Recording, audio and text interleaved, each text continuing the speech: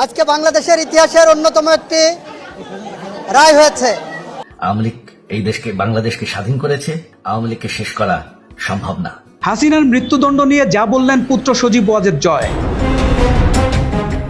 Fascist হাসিনার মৃত্যুদণ্ড নিয়ে ভাবছেন না তার পুত্র সজীব ওয়াজেদ জয়। আমেরিকা থেকে তিনি জানিয়েছেন তার মাকে মৃত্যুদণ্ড দেওয়া হতে পারে, কিন্তু তিনি সুরক্ষিত রয়েছেন ভারতে। ভারত সরকার তার নিরাপত্তার বন্দোবস্ত করেছে।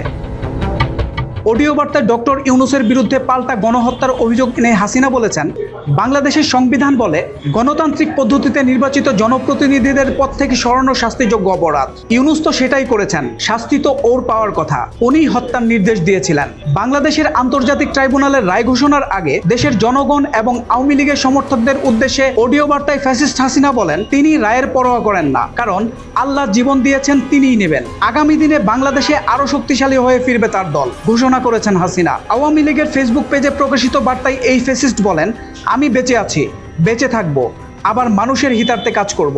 বাংলাদেশের মাটির প্রতি আমি সুবিচার করবই। মানবতার বিরুদ্ধে অপরাধের অভিযোগ নিয়ে হাসিনা বলেছেন, ওরা বলছে আমি নাকি মানবতার বিরুদ্ধে অপরাধ করেছি।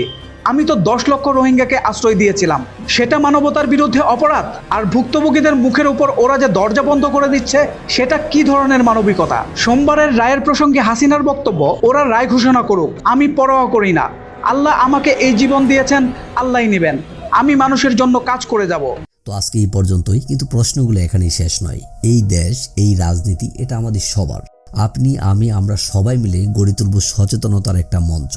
আপনার ভাবনা, আপনার চিন্তা এবং আপনার মতামত আমাদের দরকার। তাই কমেন্টে লিখে জানান এই মুহূর্তে আপনি কি ভাবছেন এবং আপনি কোন দিকে তাকাচ্ছেন। রিপাবলিক অ্যান্ড পলিটিক্স কেবল খবর বা বক্তব্যের জায়গা নয়, এটা একটা ভিন্ন মতের প্ল্যাটফর্ম।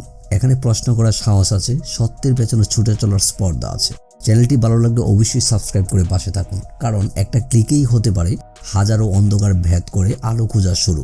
ফিরছি পরের পর্বে আরও খোলামেলা বিশ্লেষণ নিয়ে। সে পর্যন্ত সবাই ভালো থাকুন, সুস্থ থাকুন। আল্লাহ হাফেজ।